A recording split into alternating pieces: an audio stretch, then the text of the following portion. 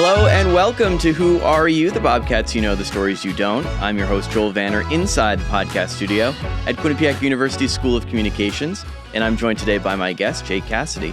Jake, welcome to the show. Hey, Joel, thank you so much for having me. I'm very grateful to be here, and let's get the show on rolling. All right. I'm happy you're happy to jump right in. Yeah. Have you seen an episode of our show before? I have not. Okay. Well, I asked my guest the same first question, and that question to you is, who are you?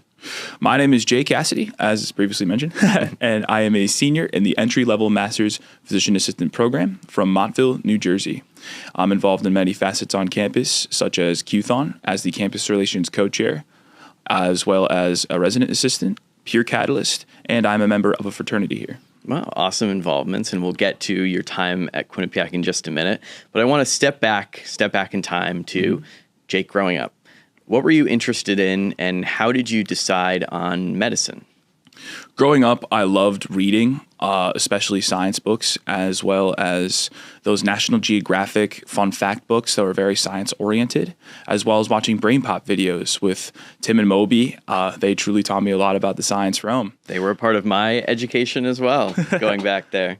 Yeah, and so my mom always wanted my brother and I to have the best foot forward, and she encouraged both of us to go into the sciences. My brother is currently a physical therapist, and she inspired me to pick up something in medicine as well. So after doing my own research, I came to finding Quinnipiac University as a great program for physician assistant, which was the ultimate branch of medicine that I was interested in.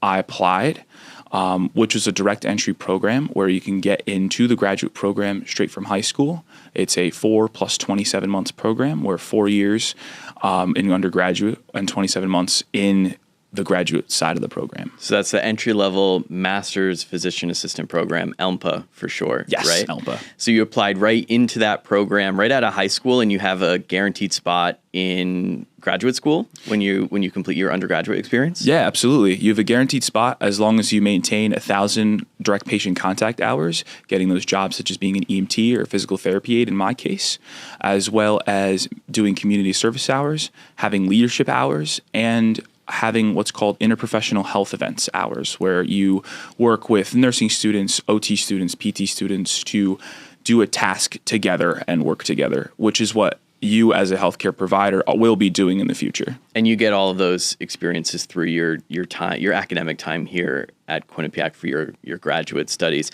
What was it like applying? It's a long program. Sounds like there's a lot involved. What is it like applying? I mean, you're in high school, you have to kind of figure out your whole life, right, at that point. What was it like applying into a program like that? What interested you in this program here at Quinnipiac? I loved the having a seat aspect of it, having that guaranteed spot as long as you maintain those criteria. That really incentivized me for going. But I also loved the campus environment that Quinnipiac had, as well as the size of campus. It really was something that I wanted to get acclimated with. I am someone who doesn't want to have too big of a campus where I don't really know as many people, but too small of a campus where I can't really branch out. That happy medium is what I like. And Quinnipiac had that happy medium, and I'm just glad that I applied and I found that happy medium. And we have 3 beautiful campuses. Our Mount Carmel campus with the South Quad. North Haven has schools of medicine, nursing, health science, law, and education, and then our York Hill campus as well. So it's not too big and it's not too small, like you just said. Yes. In your program, are there other requirements that you must maintain, like a grade point average or other considerations that those who want to apply in should keep in mind? Yes, you need a 3.2 minimum grade point average in order to keep your seat in the graduate program. So acclimating to college, keeping up that GPA, outside involvements, how did you find your place here at Quinnipiac? What did you do knowing you have this heavy academic load that you have to start to manage as well? I honestly relied on my peers a lot. We formed study groups early on, and that's really been instrumental in helping us acclimate to campus and the harsh demands that the program has. Those anatomies, those organic chemistries, those biochemistries, they're tough if you do stick it out by yourself. But with peers, it's very, very manageable and very helpful. And you might learn something new that you didn't even study and didn't even think to study because you have someone else working with you. So relying on your peers to help you get acclimated to the culture here at Quinnipiac and the campus, are there any faculty members that have helped you in an academic sense just get a hold of your studies and maybe give you good study habits or other pointers to keep in mind? Yeah, that's absolutely the case. My advisor, Professor Lori Seeger, has been instrumental in having us care for ourselves in the mental aspect and having us embrace our seat. As long as we maintain those criteria, there's no need for us to go out of our way to stress ourselves out. I would also like to shout out my microbiology and pathomicrobiology professor, Dr. Eggers, for being an instrumental instructor and helping me learn not only that about diseases and specific microbes, but just being an overall standout professor and very passionate about the subject he teaches. Our faculty here are awesome and often reachable, even outside of their office hours and class sizes. Everything else is just a bonus. Is there a specific class that you've enjoyed the most so far in your program? What class was it, and what did you enjoy most about it? I really enjoyed this last class I took in the fall, PY 401. It taught us the basics of patient treatment, as well as how to handle difficult scenarios as a PA. It gives us more preparation into the PA school realm. Real world experience Exactly. you get now before you go out in the real world. Exactly, that real world experience, as well as PY 397. It's a class we take our sophomore year where we shadow PAs. I was lucky enough to shadow someone in cardiology as well as someone in neurology. And all we basically do is we watch and see what they do and make sure that A, we love the PA program, which I certainly did because I'm still here, and B, learn something new. My neurology PA showed me MRIs of previous patients and helped me understand what was going on, as well as my cardiology PA helped me observe stress tests and EKGs on a monitor. Where was your shadowing experience? Yes, the cardiology PA was at the Hospital Central Connecticut, while the neurology PA was at Midstate Medical Center. And were there resources on campus that helped place you in those spaces, or were you up to figure that out? What was the support like for that? Our advisor was the one that placed us into those specific realms for each PA. So you have the support on the academic side. You shouted out your advisor and Dr. Eggers as well. You are a support for students here at Quinnipiac in your role on-campus involvements as a resident assistant. Mm-hmm. Tell us a little bit about how you got involved in being an RA and kind of how that has kind of come full circle for your college experience, just meeting people and helping people. Absolutely. I was inspired by my brother to be an RA. He was an RA at the institution he attended, and having him be a mentor for students really inspired me to do the same. So I applied to be a resident assistant, also because of my RA, Mike Cunningham, who probably isn't watching this, but hopefully will at some point. And I applied to the role.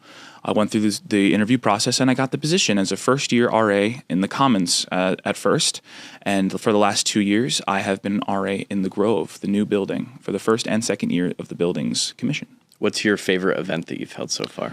We've held an event called the Battle of the Bridge. What it is it's basically a fun game night or game day with the residents of the Commons as well as the residents of the Grove.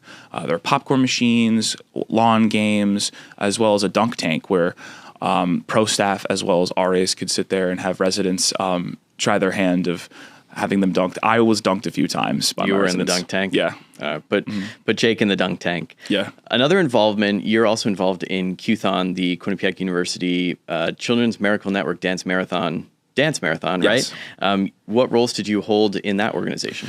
At first, I was a team captain for my fraternity, and we've raised over $2,000 when I was a team captain, and we had 2 miracle children in the past, which has been an incredible opportunity for us as an organization, as well as for me as a future healthcare provider. And a miracle, tell us what a miracle child is. Yes, of course. A miracle child is someone who's been treated by the hospital we are fundraising for, Connecticut Children's Medical Center. And they just go to QTHON, and it's a day for them to have fun and for us to enjoy their company. And because of that experience as a team captain, because of how much I loved QTHON, I decided to become the campus relations co-chair and apply for that position, which I was so grateful to receive. And I work with another peer of mine to gather organization involvement as well as involvement from faculty and staff on campus. It's an awesome organization to be involved in, culminating in an awesome dance marathon for an even better cause. How do you think all of these experiences, academic and involvements, are helping you prepare for your future as a PA? I believe that these experiences are teaching me the valuable leadership skills as well as empathy that I'm going to need for my future patients, especially with QTHON. Seeing those who may not have the same opportunities that I've had, and just helping them experience something better than myself. That's truly helped me with empathy. Also, my experiences as an RA, as a peer catalyst, as a member of my fraternity have taught me to be a better leader and taught me how to collaborate with my peers more effectively, which is something that is required for me to do as a future healthcare provider. And looking back with everything you've done so far, what advice would you give your past self and then those who are listening right now if they want to take a similar career path that you're on? I would just tell them to say yes. Say yes to all the opportunities that they have presented in front of them, because they never know what they will expect from them. Also, say yes, because if you say no, you may regret it. And if you say yes, you learned. If you don't like it, you tried it and you don't like it. But if you never try, you won't be able to have that opportunity. Words of wisdom. Jake, thank you so much for joining me on the show, sharing your insights, perspective, and experience here at Quinnipiac. Thank you so much for having me, Joel. I really appreciate the time that we've had here. If you enjoyed today's episode, be sure to subscribe and share, and find other episodes on Apple, Spotify, and YouTube podcasts. Until next time, when I ask my next guest, who are you? I'm Joel Vanner. Bye for now.